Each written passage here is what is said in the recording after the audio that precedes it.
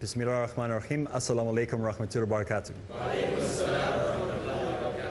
Welcome to another episode of Dawah Ilallah as we continue with the comparative sciences, how we can use comparative sciences to be effective in calling people to Islam. We are empowering, inshallah, those of you at home who want to become effective da'is, especially those who are going to be calling to the submission to the one true God, that is Allah Ta'ala.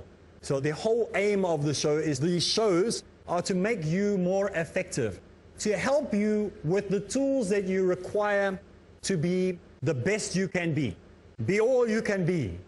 And last time we were together, we looked at how you can use listening skills. If you listen better, it will help you to be a better da'i. How every lecture you go to, you should pick up something that will be helpful to you. You never know the type of person you are going to meet, that one sentence that you heard at a boring lecture that you thought was boring can be so powerful in helping you. I've seen that so many times in my life. It was something that I heard, and I went to the lecture and I thought, what a waste of time. What a waste of a weekend and money. And I leave there thinking I'm never going to use anything from it. And then a year or 2 years later, I meet somebody and ta-dam, it all made sense why I was at that lecture. It all makes sense why I spent that money and why I spent that time that weekend. And then I go, wow, who knew? Allah knew. So today we are going to look at another point that is going to empower you as a da'i, especially perhaps you are starting up wanting to do dawah in your community. In South Africa we have a center called the Way of Jesus Center. That's what it's called. Big sign outside and it says the Way of Jesus Center. Now many people will maybe call their organization Propagation Center, they might call it Dawah International, they might call it whatever name they want to call their organization. But sometimes the name can be very vague, and unless you're a Muslim you're not going to understand what it was. So I like the signs we have, big ones saying Way of Jesus Centers. Very striking.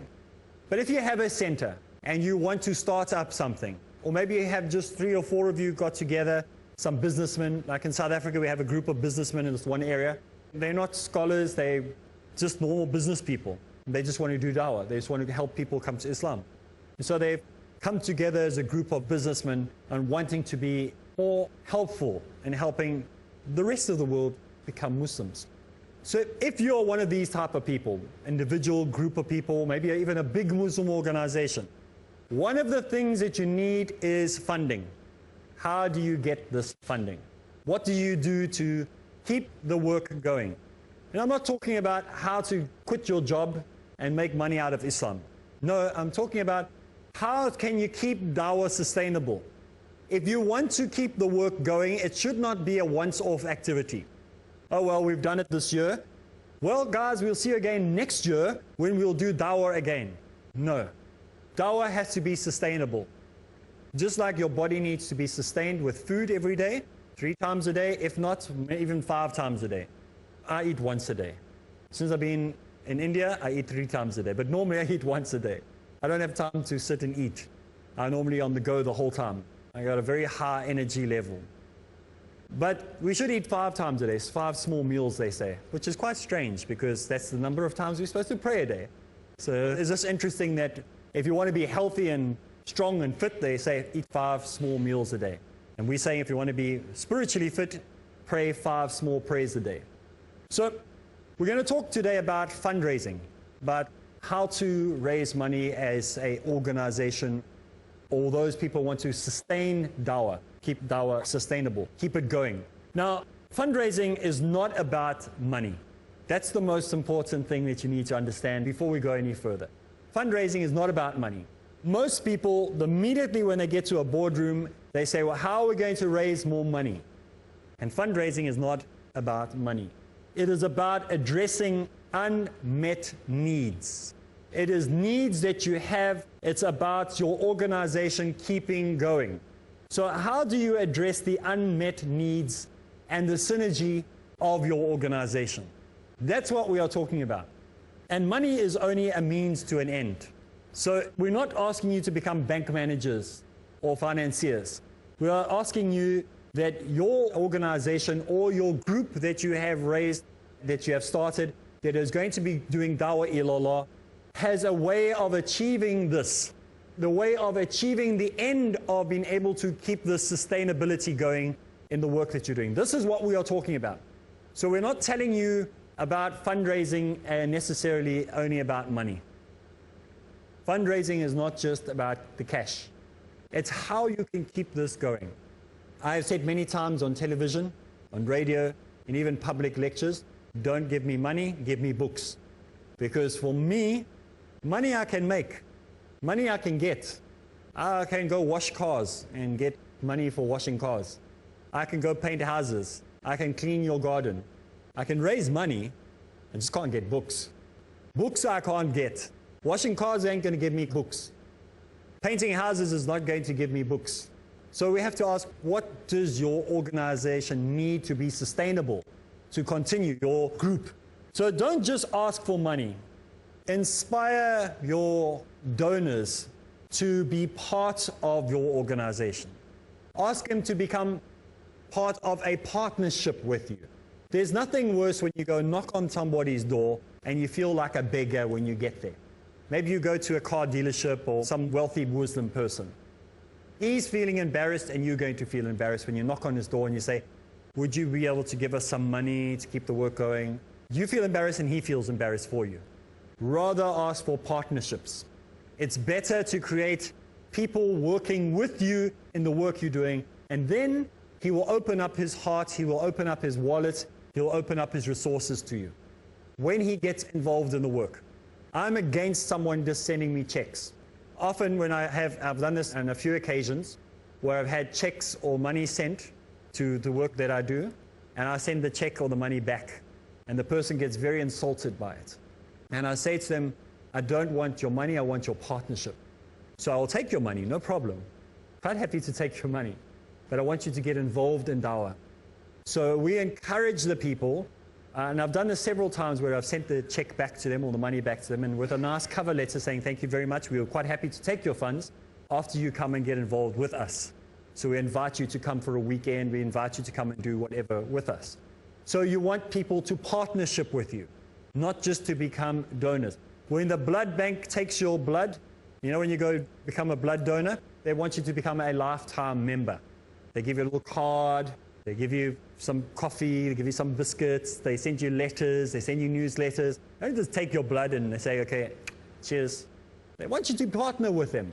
I belong to a foundation, the Christopher Reeves Foundation. Christopher Reeves Foundation is not just asking for money. They want you to be involved in research and development and spreading the message, and perhaps even going and having your blood or bone marrow tested to help somebody who may be in need. So we want to, in the same way, you must not think of your organization as the begging organization or the begging group. You want to partner with the community. This is very, very important. We are da'is. We are not opening up organizations. We're different. We're the guys on the street. We are the soldiers. We're the front line. The guys would need the best equipment.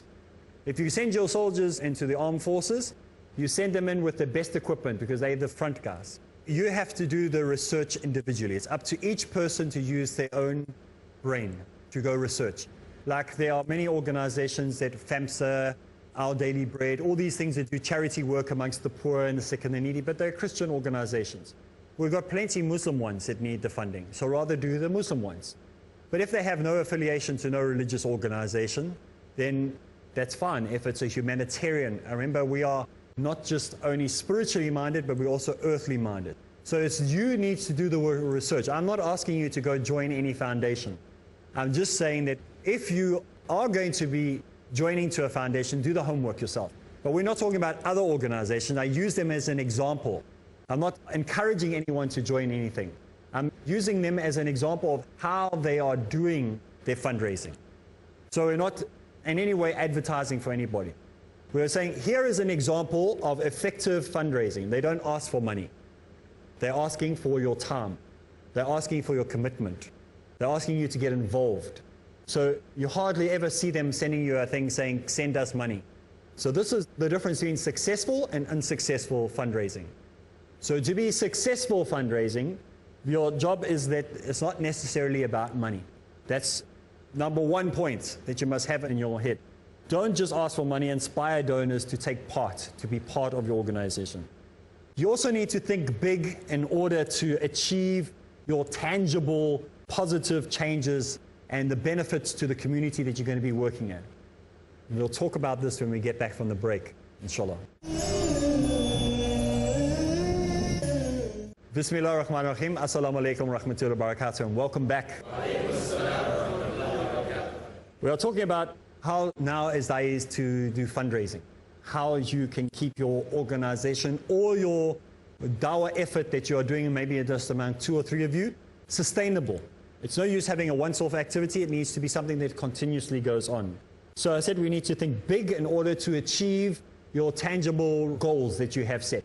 You can't set pie in the sky goals. They must be tangible, something that you can actually do. If you reach low, you get low. If you reach high, you'll reach high. But they have to be goals that are attainable and reachable. So don't just have pie in the sky once. You must say, fine, this is what we can do. There's 4 of us. We can each bring in so much money, and then we can do this in a year. This is what 3 of the brothers in South Africa did when they opened up their little centers, or often speak about. Not big, none of them are big, massive organizations. One man, he has a little small shop where he has cell phones, sells mobile phones. Another man who also has a mobile, seems like the mobile phone guys. Another 3 businessmen got together, all small. Another one with a car dealership, second-hand cars. They all came together, they all in their own way, just did the job. And their centers are beautiful, beautiful, beautiful centers. So you can do it if you just make it attainable and reachable and have a goal to set. So you can't just go there, well, let's just, hope it all works out. You need to have some type of clear order and direction of where you're going. And make sure that you are submitting to Allah while you're doing this. So you don't want to go ahead without His guidance. You want to make sure that you have scholars with you that are guiding you in your planning. So have a clear, direct goal, a proposal that you can give to people, because you're still getting there. So have a proposal where you want to be so that you can present it to people. When you go to someone and you're going to be doing fundraising, sometimes you often see the people going there with these photostated pieces of paper. They have one of these flip files, and it's all like broken pieces of paper and some stamp here from this organization and a photo from this one. All. Make sure that it is nice and clear and easy to see, a one-pager. The more papers doesn't mean that the person's going to be impressed by it. I always tell the people in South Africa, the students, the university students, the school-going people, when you write your CV, your curricula vitae, whatever it's called, CV, when you write it, make it a one-page. Because some people, they put 5, 6, 7, 8 pages in there, and they've got photos of their grandmother when they went on holiday with her, and this is when I was at the beach, and the whole story there. And I was standing next to the lifesaver, so therefore I was really a lifesaver, and they put all this nonsense in. Think about the business you're going to. They're going to see hundreds of these CVs. Do you really believe they're going to go to page 3 or 4 or 5 or 6? They're going to go, oh, okay, never mind. The one-pager, you made it easy for me. It's easy for me to go through. Okay, you've done that? Okay, cool, great. We need some more information about you. Do you understand? So you want them to find an interest in you. When you go to pages and you're giving them this whole manual, I've seen some of the guys. They go with these manuals. They walk in there with these like briefcases full of information. They go to the guy's office and say, this is our organization. And the guy goes, okay, let me just open the drawer, give him the smallest donation possible to get rid of him. That's what happens. Because he's already got the stack of money that he's going to give out anyway for the, that time of year, fundraising time. So don't go like that. Be one-pager, very simple. Preferably leave him a DVD or a CD or leave a pen drive or flash disk or whatever it is that he can watch in his leisure with your PowerPoint and all the rest of the information. But just leave him with one clean, crisp one-pager. Don't give long speeches if possible. It helps, inshallah. So this is what we must understand when we're doing fundraising. Okay. When you're talking to somebody about fundraising, share your failures and your successes. You don't want to come across artificial and fake and lie. He might find out about your failures. So rather expose your failures in the beginning. Say, well, when we started and we did this, we went to this area and we failed dismally. I was unorganized. I didn't know what I was doing properly. I didn't do a very good job of it. I created a mess in that community. The community asked me not to come back again. Tell the truth. He's going to respect, and they're going to respect whoever it is you want them to come aboard with you, or to help you with whatever supplies that you need for your organization to keep going. You're going to respect your honesty. Then just showing, no, everything smells wonderful, everything's perfect. We're just great at what we do. You know, every day is a good day for us. It's never like that in a Dawah organization. It's never like that in a Muslim organization. There's ups and downs, there's party politics, there's internal politics. It's just, we're humans, we're not perfect, we have problems. So when you are doing your fundraising, remember it's not only talking about money, share your problems as well as your successes with your fundraising partners or the person that you're asking for help from. This is a very important thing to do. Present your organization in a way that is a branded image. Peace TV is a classic example of branding. Everybody remembers it. You say Peace TV, the solution for humanity. I have heard little kids saying it on playgrounds, like 2, 3, 4-year-olds playing in the playground. They're going, Peace TV, solution for humanity. It's a brilliant brand, and it's branded well. So you want to have branding. In South Africa, we have a radio station. It's called Channel Islam International. In it, there's a slogan. I'm not going to give you the whole slogan because then get free advertising. They have a slogan that's also brilliant. So you have to have a branded image. It might sound corny, it might sound cheap or whatever, but it's good. Like the guys in South Africa, the group of normal people, they came together and opened up their organization called the Way of Jesus Center. That's their slogan. And everyone's going to go, that is so clever. You see? That's what we want. So don't call yourself the Institute for the Secondary Study of the Depth of the Research within the statistical findings within Dawah. That's like, what? It's just too much. Just keep it simple. It's KRSS. Keep it straight and simple. Everything in your organization, everything you do, KRSS. Keep it straight and simple. Don't make it complicated. Don't touch your ear like this. Touch your ear like this. Very simple things. So if there's 50 organizations, and this one's called the Indian Dawah Institute, and this was the Institute for Dawah in India, who cares? Just call it Dawah India, whatever. Just keep it simple. Remember, anagrams are very, very useful. Anagrams, like KRSS, keep it straight and simple. KISS, it's easy for remember. Like ID, Islamic Dawah, it's very easy to remember. My organization, I had to change the name because I realized that the anagrams were bad. So it's now the Areeb Islam Foundation. But before it used to be called the Muslim Chaplaincy Association. It was actually like YMCA. And so it has the wrong idea. People go, like, the anagram is like, why Muslim Chaplaincy Association? Why not join? And the whole idea was bad. So more and more problems started coming up. So I had to change it because you have to be careful that the anagram doesn't have a connotation with either Christianity or some weird rock group that used to sing before.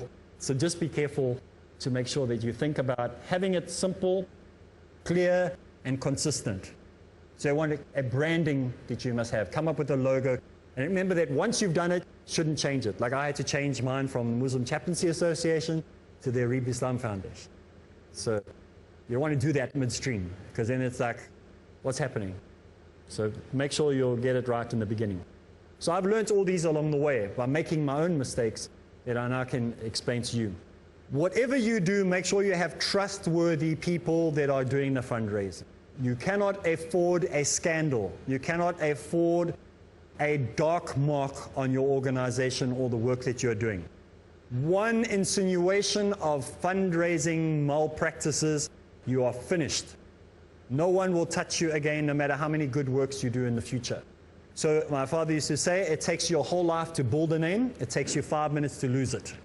It might take you 100 years to become well known, but you can lose it in 5 minutes. One bad apple spoils the barrel, they say.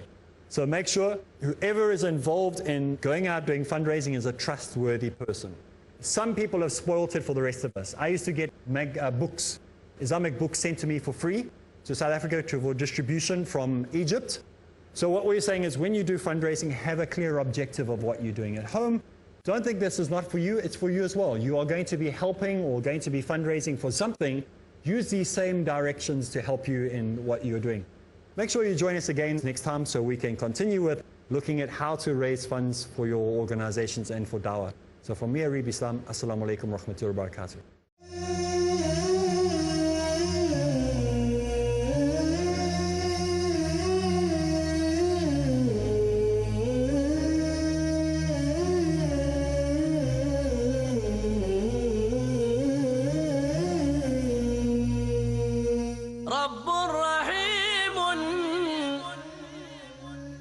مشفق متعطف